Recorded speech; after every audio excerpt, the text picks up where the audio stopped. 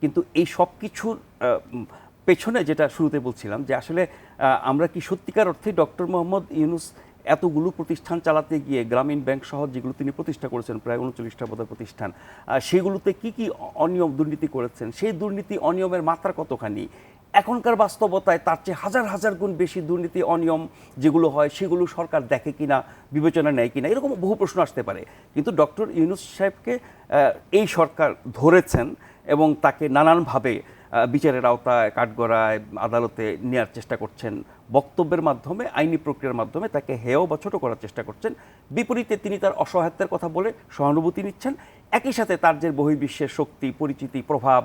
বন্ধুত্ব, সেগুলো তিনি কাজে লাগানোর চেষ্টা করছেন। ফলে আমরা এরকম একটা বিরোধের মধ্যে পড়ে গেছি। এখন ডক্টর মোহাম্মদ ইউনূসের এত বছরের যেই আপনার ক্যারিয়ার, তার অর্থনীতিবিদ হিসাবে নোবেল পুরস্কার পাওয়া, গ্রামীণ ব্যাংক প্রতিষ্ঠিত করা, গ্রামীণ ফোন থেকে শুরু করে আরও অনেক কিছু, সেগুলোর সুফল এদেশের মানুষ কতটা পেয়েছে এবং উনি যে নোবেল পুরস্কার পেলেন, যদিও নোবেল নিয়ে আমার ব্যক্তিগতভাবে অনেক আপত্তি আছে, এমন সব মানুষকে নোবেল পুরস্কার দেওয়া হয় যারা সারা পৃথিবীর জন্য ক্ষতিকর, সেরকম মানুষ নোবেল পুরস্কার পায়। আবার অনেকের অবদান যতটা না তার চেয়ে অনেক বেশি বড় করে দেখানো হয় নোবেল পুরস্কার দেওয়ার জন্য, সেগুলো অন্য ব্যাপার। কিন্তু আমাদের মতো একটা দেশের একজন মানুষ সেরকম একটি পুরস্কার পেয়েছেন যেটি পেলে পরে গোটা বিশ্বে অনেক ভাবমূর্তি বলি, সুনাম বলি, প্রভাব বলি, অবদান রাখার সুবিধা পাওয়ার সুযোগ থাকে। আমরা এই নোবেল পুরস্কার পাওয়াকে, আমি ব্যক্তি ইউনূস গ্রামীণ ব্যাংক বাদ দিলাম, বাংলাদেশ